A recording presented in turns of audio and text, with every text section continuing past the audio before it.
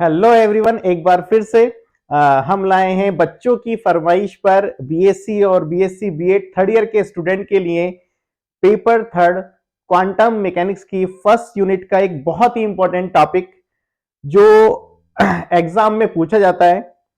तो इसलिए इस वीडियो को बहुत ध्यान से देखना और हर एक चीज बताई जाएगी, छोटे छोटे लॉजिक बताए जाएंगे और जो एग्जाम में क्वेश्चन पूछा जाता है किस तरीके से पूछा जाता है, उसका आंसर कैसे लिखना है, इसके बारे में भी हम डिस्कस करेंगे लास्ट में। इसलिए इस वीडियो को पूरा देखना। इस वीडियो के लास्ट में हम एक ऐसा क्वेश्चन बताने वाले हैं, ठीक है, जो कई बार एग्जाम में आया हुआ है, ठीक है।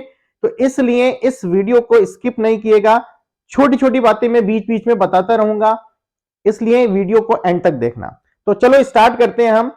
Paper number third quantum mechanics, quantum यांत्रिकी, उसकी यूनिट नंबर फर्स्ट की बात कर रहे हैं हम। बीएससी और बीएससी बीएड थर्ड ईयर के बच्चों के लिए ये खास तौर से। तो अगर हम बात कर रहे हैं यूनिट नंबर फर्स्ट के क्वांटम यांत्रिकी,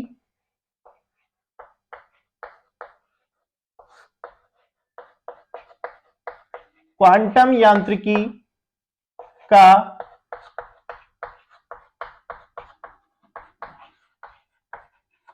ऐतिहासिक विकास। सबसे पहले अगर हम बात करें कि क्वांटम यांत्रिकी का इंट्रोडक्शन कैसे हुआ, क्वांटम यांत्रिकी के बारे में कैसे हुआ, तो उससे पहले अगर हम बात करें क्लासिकल मैकेनिक्स की, तो क्लासिकल मैकेनिक्स में अगर हम देखें तो लाइट से रिलेटेड कुछ घटनाएं, जैसे अगर हम बात करें कि ध्रुवण होता है, पोलराइजेशन बोलते हैं, हाइगेन्स का तरंग सिद्धांत है और विवर्तन है, व्यतिकरण है, तो ये जितनी भी घटनाएं हैं, जितने भी इंसिडेंट हैं, जितने भी फिनोमिना हैं लाइट के, वो सब क्लासिकल मैकेनिक्स में उनमें प्रकाश को यानी लाइट को वेव फॉर्म में माना गया है। लेकिन कुछ इंसिडेंट, कुछ फिनोमिना लाइट के ऐसे हैं, जैसे फोटो इलेक्ट्रिक इफेक्ट यानी प्रकाश विद्युत प्रभाव हुआ, कॉम्पटन प्रभाव हुआ, तो इन घटनाओं को हम वेव थ्योरी के आधार पर यानी तरंग सिद्धांत के आधार पर नहीं समझा सकते। उसके आधार पर एक नई क्वांटम यानी एक नई यांत्रिकी का विकास हुआ, जिसके द्वारा हम इन सिद्धांतों को हम समझाते हैं, जिसे हम क्वांटम यांत्रिकी बोलते हैं, ठीक है। तो इस की शुरुआत करने से पहले हम एक बहुत इंपॉर्टेंट टॉपिक पढ़ने वाले हैं, उसका नाम है कृष्णिका। क्या पढ़ने वाले हैं? कृष्णिका।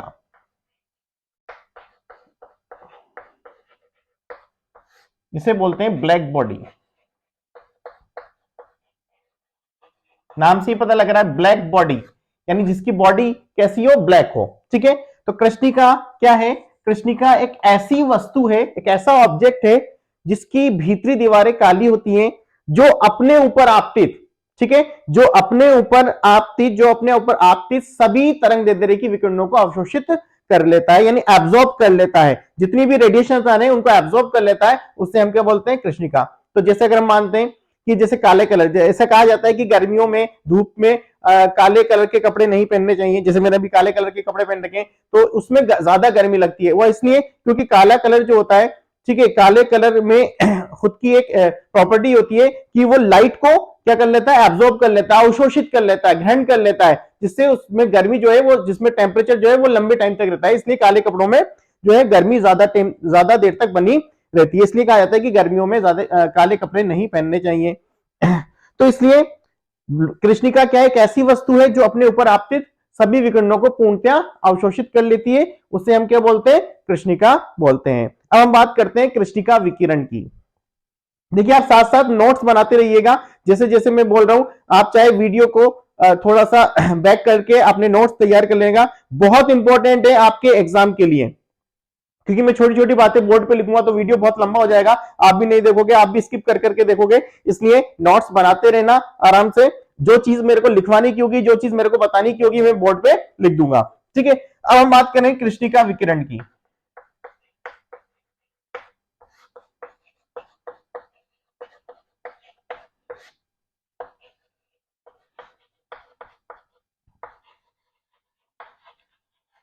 Black body radiation.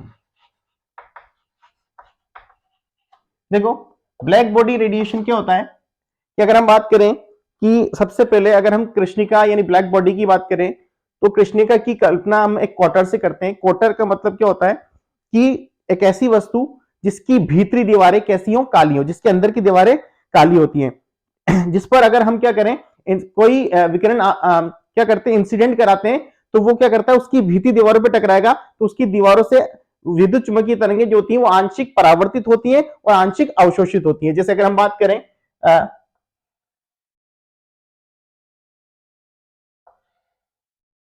इसकी भीतरी दीवारें हम क्या कर दें,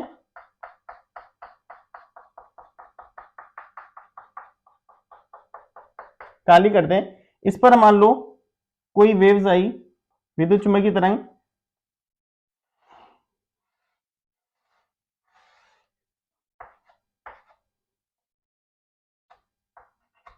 ठीक है, तो उसका आंशिक परावर्तन और आंशिक अवशोषण होता रहता है, ठीक है। लास्ट में जाके वो इस छिद्र, क्योंकि क्वार्टर का मतलब क्या होता है, जिसमें छिद्र हो वो इस छिद्र में से होकर बाहर निकल जाती है। तो इसकी कल्पना यानी ब्लैक बॉडी की कल्पना हम किससे कर सकते हैं, एक कोटर से कर सकते हैं, जिसकी दीवारें क्या होती है, अंदर से काली होती हैं। अब हम बात करें कि कृष्णिका विकिरण का मतलब क्या हुआ। देखो, जब कोटर को यानी हम गर्म करते हैं तो कोटर को जब हम गर्म करेंगे तो उसकी दीवारों से क्या निकलती है, विद्युत चुंबकीय विकिरणें उत्सर्जित होती हैं, विद्युत चुंबकीय विकिरणें उत्सर्जित होती हैं, और ये इसकी दीवारों से आंशिक परावर्तित और आंशिक अवशोषित होती रहती है, ठीक है। तो कृष्णिका के, अगर हम बात करें कृष्णिका के प्रति एकांक क्षेत्रफल से प्रति सेकंड उत्सर्जित होने वाली ऊर्जा ही क्या कहलाती है, कृष्णिका विकिरण कहलाती है। क्या बोलते हैं उसे, कृष्णिका विकिरण भी कहते हैं और स्पेक्ट्रमी उत्सर्जन क्षमता भी कहते हैं। क्या बोलते हैं, स्पेक्ट्रमी उत्सर्जन क्षमता भी बोलते हैं, जिसे हम ई लैम्डा से लिखते हैं। क्या लिखते हैं, ई लैम्डा से बोलते हैं। अगर हम बात करें स्पेक्ट्रमी उत्सर्जन क्षमता की, स्पेक्ट्रमी उत्सर्जन क्षमता, जिसे हम ई लैम्डा से लिखेंगे, किससे लिखेंगे, ई लैम्डा से लिखेंगे, यानी कृष्णिका के प्रति एकांक क्षेत्रफल से प्रति सेकंड निकलने वाली ऊर्जा या ऊष्मा क्या कहलाती है, स्पेक्ट्रमी उत्सर्जन क्षमता कहलाती है, जिसे हम ई लैम्डा से व्यक्त करते हैं। बहुत इंपॉर्टेंट डेफिनेशन है, सेक्शन ए में भी पूछ ली जाती है, ध्यान रखना।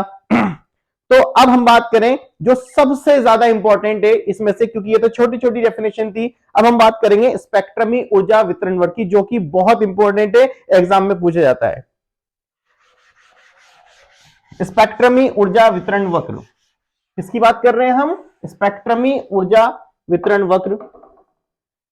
बहुत ध्यान से पढ़ना इस टॉपिक को, स्पेक्ट्रमी ऊर्जा वितरण वक्र, स्पेक्ट्रमी ऊर्जा वितरण वक्र। हाँ भाई, अब ये स्पेक्ट्रमी ऊर्जा वितरण वक्र होता क्या है, देखो इसमें हम एक ग्राफ बनाने वाले हैं। वो ग्राफ किसके बीच में बनता है, देखो वो ग्राफ बनता है ई लैम्डा और लैम्डा के बीच में। किसमें, ई लैम्डा, आपने मैंने अभी भी पढ़ाया था आपको, ई लैम्डा क्या होता है, स्पेक्ट्रमी ऊर्जा क्षमता, और लैम्डा क्या है, तरंग दैर्ध्य है, ठीक है। इस ग्राफ को आप याद रख लें, ठीक है। इस ग्राफ की जो जो प्रॉपर्टी होंगी मैं आपको इतनी आसान तरीके से बताने वाला हूं, क्योंकि वही हम पॉइंट्स में लिखते हैं, बहुत इंपॉर्टेंट है, ध्यान रखना। तो ग्राफ हम कैसे बनाते हैं, देखो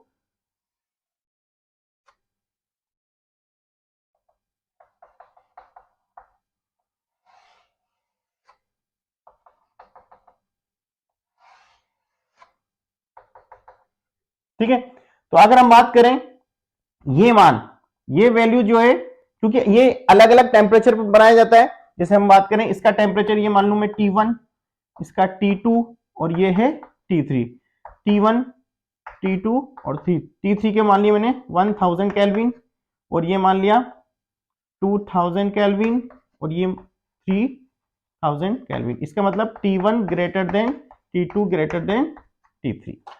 हाँ भाई, ठीक है।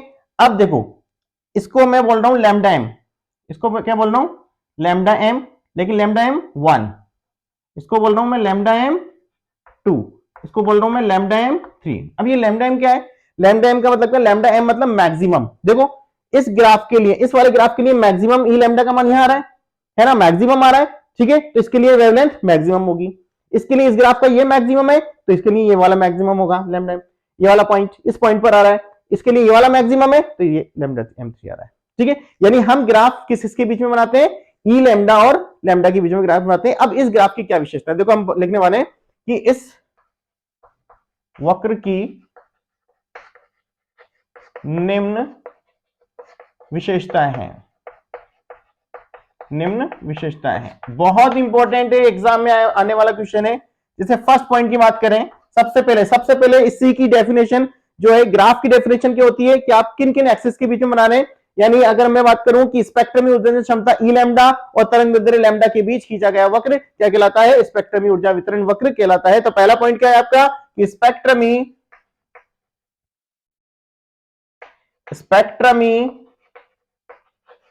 उत्सर्जन क्षमता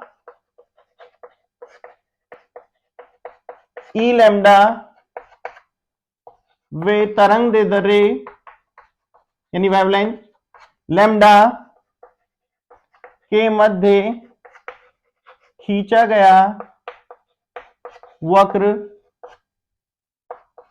स्पेक्ट्रमी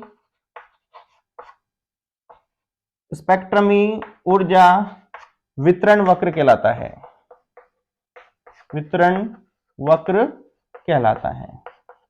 वितरण वक्र कहलाता है। ठीक है, देखो कहीं जाने की जरूरत नहीं है, ग्राफ में से सारे पॉइंट्स निकालेंगे, ग्राफ में सारे पॉइंट निकालेंगे, पूरे लॉजिक के साथ पढ़ाने वाला हूं, इसलिए बहुत ध्यान से पढ़ना।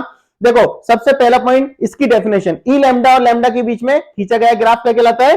ई लैम्डा और लैम्डा के बीच में खींचा गया ग्राफ कहलाएगा स्पेक्ट्रम ऊर्जा वितरण वक्र कहलाएगा। सेकंड पॉइंट देखो, सेकंड पॉइंट, अब देखो सेकंड पॉइंट क्या है कि जैसे जैसे मैं लैम्डा का मान बढ़ा रहा हूं, किसी भी एक ग्राफ के लिए देख लो, चाहे से किसी भी एक ग्राफ के लिए जैसे जैसे मैं लैम्डा का मान बढ़ा रहा हूं वैसे वैसे ई लैम्डा का मान पहले बढ़ रहा है। देखो पहले बढ़ा, चाहे फर्स्ट वाले ग्राफ के लिए देख लो, चाहे सेकंड वाले के लिए, चाहे थर्ड वाले के लिए, जैसे जैसे मैं लैम्डा का मान बढ़ा रहा हूं वैसे वैसे ई लैम्डा का मान बढ़ रहा है। फिर एक पॉइंट पर आकर मैक्सिमम हो रहा है, लेकिन उसके बाद क्या हो रहा है? उसके बाद यानी मैक्सिमम आने के बाद क्या हो रहा है? जैसे जैसे लैम्डा का मान बढ़ा रहे हैं तो ई लैम्डा का मान क्या हो रहा है? कम हो रहा है। देख लो फर्स्ट वाले में भी, सेकंड वाले में भी, थर्ड वाले में भी पहले बढ़ रहा है, फिर कम हो रहा है, फिर बढ़ रहा है, फिर कम हो रहा है, इसमें भी बढ़ रहा है और कम हो रहा है। तो यह पॉइंट क्या लिखेंगे? देखो हाँ भाई, नियत ताप कैपिटल टी पर प्रारंभ में लैम्डा का मान बढ़ने पर ई लैम्डा का मान बढ़ता है तथा लैम्डा एम पर अधिकतम हो जाता है तथा इसके बाद लैम्डा बढ़ाने पर ई लैम्डा घटता है। ई लैम्डा घटता है। देख लो कहीं कोई रटने की बात नहीं है, जैसा ग्राफ बोलेगा वैसा करने वाले हैं कि जैसे प्रारंभ में, शुरुआत में किसी भी एक ग्राफ के लिए देख लो कि जैसे जैसे लैम्डा बढ़ा रहे हैं ई लैम्डा का मान बढ़ रहा है, ई लैम्डा का मान बढ़ रहा है, लैम्डा एम यानी अधिकतम तरंग दैर्ध्य पर ई लैम्डा का मान मैक्सिमम हो रहा है, उसके बाद अगर हम लैम्डा का मान बढ़ाने तो क्या हो रहा है? ई लैम्डा का मान घट रहा है। बहुत सिंपल तरीके से बता रहा हूं। ठीक है, हाँ भाई, अब देखो जैसे अगर मैं बात करूं, ये है ई लैम्डा एम वन, ये है ई लैम्डा एम टू, और ये वाला कौन सा हो जाएगा? ई लैम्डा एम थ्री। अब देखो जैसे जैसे टेम्परेचर, देखो जैसे जैसे मैं टेम्परेचर बढ़ा रहा हूं, जैसे जैसे मैं टेम्परेचर बढ़ा रहा हूं, ई लैम्डा का जो मैक्सिमम मान है वो भी क्या बढ़ रहा है? देखो देखो फर्स्ट यानी जैसे टेम्परेचर 1000 था तो ई लैम्डा यही था, फिर 2000 पर यहां और बढ़ गया और 3000 पे सबसे ज्यादा हो गया। यानी जैसे जैसे मैं टेम्परेचर बढ़ा रहा हूं तो अधिकतम उत्सर्जन क्षमता का अधिकतम मान, ठीक है, स्पेक्ट्रमी उत्सर्जन क्षमता का अधिकतम मान यानी ई लैम्डा एम का मान बढ़ रहा है। इस पॉइंट को भी अपन लिख सकते हैं। हाँ भाई, जैसे जैसे ताप का मान बढ़ता है वैसे वैसे ई लैम्डा एम, ध्यान रखना ई लैम्डा एम की बात चल रही है, यानी स्पेक्ट्रमी उत्सर्जन क्षमता का मैक्सिमम मान, ई लैम्डा एम का मान भी क्या होता है भाई? बढ़ता है। ई लैम्डा एम का मान भी बढ़ता है। जैसे जैसे ताप का मान बढ़ता है वैसे वैसे ई लैम्डा एम का मान भी बढ़ता है। देख लो भाई 1000 पे ये रहा, 2000 पे ये रहा, 3000 पे देखो बढ़ ही रहा है, इसकी जो पीक पॉइंट है वो बढ़ ही नहीं, देख लो, है ना। अब आता है एक बहुत इंपॉर्टेंट पॉइंट है। जिसे हम बोलेंगे वीन का विस्थापन नियम। क्या बोलेंगे? वीन का विस्थापन नियम। देखो वीन ने दिया इसलिए वीन का विस्थापन नियम कह रहे हैं। विस्थापन क्यों कह रहे हैं देखो अब समझ में आएगा। अब ध्यान से समझना इस ग्राफ को। अब देखना जैसे जैसे टेम्परेचर बढ़ रहा है, जैसे जैसे टेम्परेचर बढ़ रहा है, ठीक है, ये वाला 1000 के लिए लैम्डा एम यहां पर है, 1000 वाले के लिए लैम्डा एम यहां पर है, 2000 के लिए और कम हो गया, इधर आ गया ना उल्टा। देखो बढ़ते तो इधर जाते हैं, कम हो रहा है तो इधर आ रहा है। 1000 वाले ग्राफ के लिए लैम्डा एम ये रहा, 2000 के लिए ये रहा और 3000 के लिए 3000 यानी टेम्परेचर सबसे ज्यादा तो लैम्डा एम सबसे कम। उससे अगर टेम्परेचर कम हुआ तो लैम्डा एम थोड़ा सा बढ़ गया, और अगर टेम्परेचर और कम हो गया तो लैम्डा एम और बढ़ गया। इसका मतलब क्या हुआ? टेम्परेचर और लैम्डा एम में दुश्मनी है कि नहीं, यानी व्युत्क्रमानुपाती है नहीं है कि नहीं बताओ? इनवर्सली प्रोपोर्शनल है कि नहीं? रेसिप्रोकल है ना, कि जैसे जैसे टेम्परेचर बढ़ रहा है लैम्डा एम का मान कम हो रहा है, जैसे जैसे टेम्परेचर बढ़ रहा है वैसे वैसे लैम्डा एम का मान कम हो रहा है। यानी लैम्डा एम जो होगा वो क्या होगा? परम ताप T के व्युत्क्रमानुपाती होगा, जिसे हम वीन का विस्थापन नियम कहते हैं। क्या बोलते हैं? वीन का विस्थापन नियम कहते हैं। बहुत इंपॉर्टेंट है, देखना।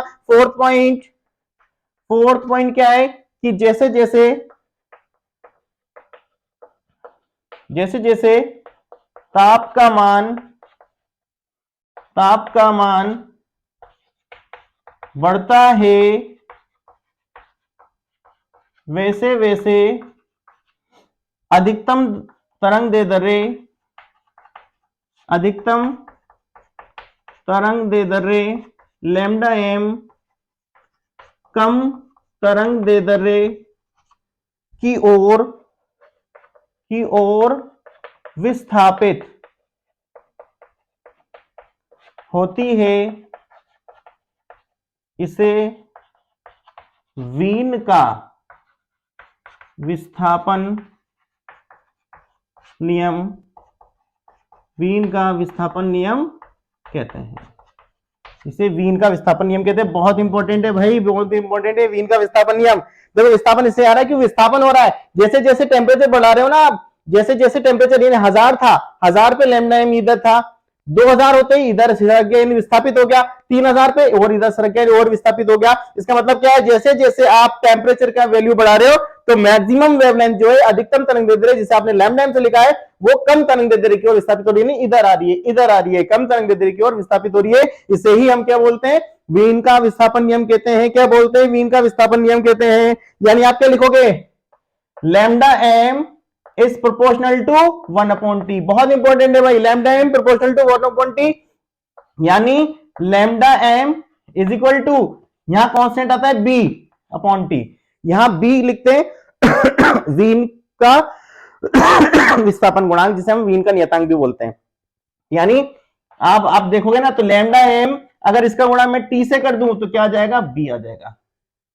क्या आ जाएगा? लैम्डा एम और T का मल्टीप्लाई कर दूं तो कांस्टेंट राशि आ जाएगी। वैसे B का मान जो होता है वो पता है क्या होता है? लगभग होता है 2.898 के आसपास होता है, 2.898 या 2.893, और लैम्डा यानी मीटर इंटू कैल्विन। क्या होता है? मीटर इंटू कैल्विन होता है, मीटर इंटू कैल्विन होता है। तो ये होता है वीन का विस्थापन नियम। क्या होता है भाई? वीन का विस्थापन नियम बहुत इंपॉर्टेंट है भाई, बहुत इंपॉर्टेंट है, ध्यान से। हाँ भाई, ठीक है। अब देखो, ये था, ये इसके 4 पॉइंट थे। इसका स्क्रीनशॉट लेना क्योंकि मैं इसको रफ कर रहा हूं, और अपने नोट्स अच्छे से बना लेना।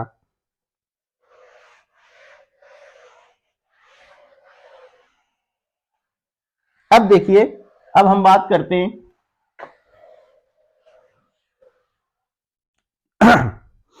एक पॉइंट और रह गया, पांचवा पॉइंट,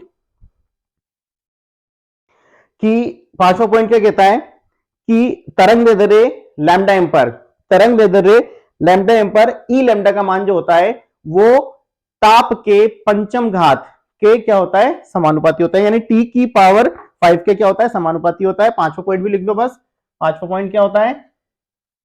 किसी तरंग दैर्ध्य लैम्डा एम पर ई लैम्डा एम का मान ताप के पंचम घात के समानुपाती होता है, समानुपाती होता है, यानी E lambda M proportional to T की पावर 5। ठीक है, तो ये 5 पॉइंट हैं स्पेक्ट्रमी ऊर्जा वितरण वक्र की विशेषताओं के। मैं आपको एक बार से दोबारा से रिपीट कर देता हूं, आपने अपनी कॉपी में नोट्स बनाना अच्छे से, आप चाहो तो दोबारा से वीडियो को बैक करके देख लेना, लेकिन इस टॉपिक को बहुत अच्छे से करना। जैसे अगर हम बात करें सबसे पहले तो इसकी विशेषताओं में सबसे पहला पॉइंट तो वही है जो इसकी डेफिनेशन है, क्या है कि स्पेक्ट्रमी उत्सर्जन क्षमता ई लैम्डा और तरंग दैर्ध्य लैम्डा के बीच खींचा गया ग्राफ क्या कहलाता है, स्पेक्ट्रमी ऊर्जा वितरण वक्र कहलाता है। पहला पॉइंट हमने ये लिखा था। दूसरा पॉइंट हमने ये लिखा था कि जैसे जैसे हम लैम्डा बढ़ा रहे हैं तो पहले तो क्या हो रहा है, पहले तो क्या हो रहा है, ई लैम्डा का मान बढ़ रहा है, फिर लैम्डा एम पर अधिकतम हो रहा है, लेकिन उसके बाद लैम्डा बढ़ाने पर ई लैम्डा घट रहा है। फिर हमने ये लिखा था, फिर हमने क्या लिखा था, फिर हम लिखा था कि जैसे जैसे टेम्परेचर बढ़ा रहे हैं वैसे वैसे ई लैम्डा एम जो इसका मैक्सिमम मान है वो भी क्या हो रहा है, बढ़ रहा है। फिर हमने नेक्स्ट पॉइंट क्या लिखा, व्हील का विस्थापन नियम लिखा फोर्थ नंबर पे, वो क्या है, बहुत इंपॉर्टेंट है। व्हील का विस्थापन नियम क्या लिखा हमने कि जैसे जैसे हम क्या कर रहे हैं, टेम्परेचर को बढ़ा रहे हैं, वैसे वैसे अधिकतम तरंग दैर्ध्य कम तरंग दैर्ध्य इधर विस्थापित हो रही है, कम तरंग दैर्ध्य की ओर विस्थापित हो रही है। इसको यानी लैम्डा एम जो होता है वो ताप के क्या होता है, व्युत्क्रमानुपाती होता है, यानी lambda M is proportional to 1/t, यानी lambda M is equal to small B constant आता है, स्मॉल बी अपॉन टी, और lambda M into T is equal to small B constant, जिसकी वैल्यू 2.898 और कूलाम ने sorry centimetre into sorry centimetre नहीं metre into kelvin होती है ना। तो ये था, और पांचों पॉइंट अपने लिखा है कि लैम्डा एम पर ई लैम्डा एम का मान जो होता है वो टेम्परेचर के पंचम घात के समानुपाती होता है, ई लैम्डा एम इंटू टी की पावर 5।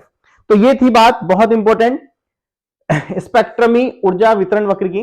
अब मैंने आपसे ये कहा था कि इस वीडियो के लास्ट में मैं बहुत इंपॉर्टेंट टॉपिक करवाने वाला हूं जो कई बार एग्जाम में पूछा गया है, तो मैं उस टॉपिक को मैं अब करवा रहा हूं। ध्यान से देखना इस टॉपिक को भी, क्योंकि वो इसी से जुड़ा हुआ टॉपिक है, और उस टॉपिक का नाम है चिरसम्मत सिद्धांत की असफलताएं।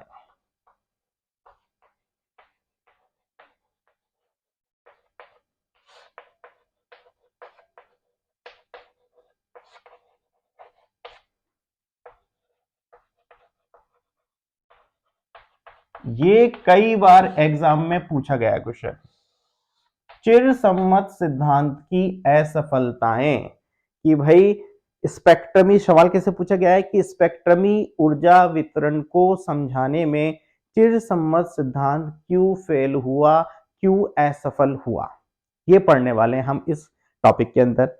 ये बहुत ही इंपॉर्टेंट टॉपिक है, एग्जाम में आने लायक है और कई बार आ चुका है, तो इसलिए इस टॉपिक को बहुत अच्छे से हम करने वाले हैं। ठीक है, अब देखिए, अब इस ग्राफ में देखो, मैं आपको पहले ही बता दूं कि ये इस टॉपिक में हम क्या करने वाले हैं। स्पेक्ट्रमी ऊर्जा वितरण वक्र की हमने विशेषताएं पढ़ी थी। स्पेक्ट्रमी ऊर्जा वितरण वक्र में एक जो साइंटिस्ट थे वीन्स, उन्होंने इस ग्राफ को समझाने की कोशिश करी, और एक दूसरे थे रेले जीन्स, उन्होंने इस ग्राफ को समझाने की कोशिश की। वीन्स इसके आधे पार्ट को समझा पाया, ठीक है, और रेले जीन्स जो है वो बचे हुए आधे पार्ट को समझा पाया। यानी जो इस ग्राफ का अगर मैं बात करूं, जैसे अभी हमने बात की थी लैम्डा की और ई लैम्डा की, ठीक है, ग्राफ कुछ इस तरीके से आ रहा था, ये आपका क्या था, लैम्डा एम था। अब यूं समझो इस ग्राफ के दो पॉइंट हो गए, हाफ ये वाला और हाफ ये वाला। आधा पार्ट जो है वो वीन से समझाया, यानी लैम्डा एम से छोटे छोटे जो थे जिनकी तरंग दैर्ध्य जिनकी वेवलेंथ कम थी उनको समझाया वीन्स ने। जिनकी वेवलेंथ लैम्डा एम से ज्यादा थी उनको समझाया रेले जीन्स ने। इसका मतलब एक ही ग्राफ को दो अलग अलग साइंटिस्ट ने समझाया, यानी कोई भी एक ऐसा साइंटिस्ट नहीं था, कोई भी एक ऐसा लॉजिकल कोई साइंटिस्ट ऐसा नहीं था जिसने इस पूरे ग्राफ को समझ पाया, और इसी को बोलते हैं हम चिरसम्मत सिद्धांत की असफलता। क्या बोलते हैं, चिरसम्मत सिद्धांत की असफलता। ठीक है, तो इसमें हम जो पहला पढ़ने वाले हैं वो पढ़ेंगे वीन्स का नियम। क्या पढ़ेंगे, वीन्स का नियम। वीन्स का नियम। अब वीन्स ने क्या कहा कि कृष्णिका विकिरण से उत्सर्जित स्पेक्ट्रमी ऊर्जा वितरण को समझाने के लिए वीन्स ने प्रयास किया। सबसे पहले उन्होंने बताया कि लैम्डा और लैम्डा प्लस डी लैम्डा के मध्य जो स्पेक्ट्रमी उत्सर्जन क्षमता होती है उसके लिए एक फॉर्मूला दिया। ठीक है, क्या, लैम्डा वे लैम्डा प्लस डी लैम्डा के मध्य स्पेक्ट्रमी उत्सर्जन क्षमता, इसे हम लिखते हैं ई लैम्डा और डी लैम्डा से। किससे लिखते हैं? ई लैम्डा और डी लैम्डा से। तो उन्होंने दिया ए अपॉन लैम्डा की पावर 5 एफ लैम्डा टी, ठीक है, ये दिया। और डी लैम्डा क्या फॉर्मूला दिया? A upon lambda 5 F lambda T और डी लैम्डा। लेकिन उन्होंने क्या किया कि ये नियम जो है केवल, ये नियम, यहां ये इंपॉर्टेंट बात है, ये नियम जो है केवल किस पर लागू होता है? किस पर लागू होता है? जिनकी तरंग दैर्ध्य अधिकतम तरंग दैर्ध्य से कम होती है, यानी इस ग्राफ से इधर वालों के लिए, यानी आधे ग्राफ के लिए। ये नियम जो है किस पर लागू होता है? जिनकी तरंग दैर्ध्य अधिकतम तरंग दैर्ध्य यानी लैम्डा एम से क्या होती है? कम होती है। तो ये हुआ इनका पार्ट। अब बात आई सेकंड वाला किसकी? रेले जीन्स की।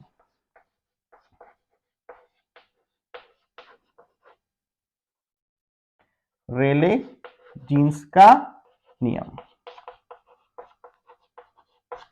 रेले जीन्स का नियम। अब इन्होंने क्या कहा? इन्होंने क्या कहा कि स्पेक्ट्रमी ऊर्जा वितरण को समझाने के लिए लैम्डा और लैम्डा प्लस डी लैम्डा के मध्य जो स्पेक्ट्रमी उत्सर्जन क्षमता होती है उसके लिए इन्होंने फॉर्मूला दिया।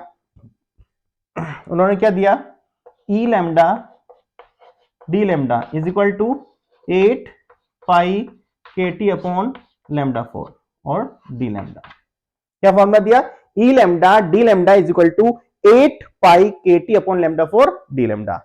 लेकिन इसमें भी इंपॉर्टेंट बात क्या है कि इसमें ये जो नियम लागू होता है वो केवल कब लागू होता है? जब इसमें लैम्डा की वैल्यू जो है क्या हो? लैम्डा की वैल्यू क्या हो? लैम्डा एम से ज्यादा हो, यानी इस वाले ग्राफ के लिए। यानी ये तो बताया किसने? वीन्स ने। और ये बताया किसने? रेले जीन्स ने। ठीक है, तो अब असफलता वाली बात क्या है? इसका मतलब क्या है कि इन दोनों पॉइंटों से हमें, अब देखो आपको लिखना क्या है लास्ट में? इन दोनों पॉइंटों से यानी इन दोनों नियमों से यह स्पष्ट होता है कि कोई भी साइंटिस्ट, कोई भी वैज्ञानिक इस ग्राफ को संपूर्ण रूप से नहीं समझा सका। इसे ही हम क्या बोलते हैं? चिरसम्मत सिद्धांत की असफलता बोलते हैं। क्या बोलते हैं? यानी आप यूं कह सकते हो कि इन दोनों नियमों से स्पष्ट है कि वीन्स का नियम केवल लघु तरंग दैर्ध्य, क्या बोलेंगे इसे? लघु तरंग दैर्ध्य, लघु तरंग दैर्ध्य के लिए वैध है। और ये रेले जीन्स का दीर्घ तरंग दैर्ध्य यानी अधिक तरंग दैर्ध्य के लिए वैध है। कोई भी ऐसा साइंटिस्ट नहीं है जो इस पूरे स्पेक्ट्रम में ऊर्जा वितरण को समझा सका। इसे ही हम चिरसम्मत सिद्धांत की असफलता कहते हैं, जो कई बार एग्जाम में पूछा गया है और पूछा जा सकता है। ठीक है, तो ऐसे ही हम आपके लिए वीडियो लाते रहेंगे एक अच्छे टॉपिक्स पर जो एग्जाम में आने लायक हैं। तो इसलिए हमारे चैनल को सब्सक्राइब कर देना और शेयर कर देना उन सभी दोस्तों के साथ जो इस साल एग्जाम देने वाले हैं। मिलते हैं फिर नेक्स्ट वीडियो में। Thank you.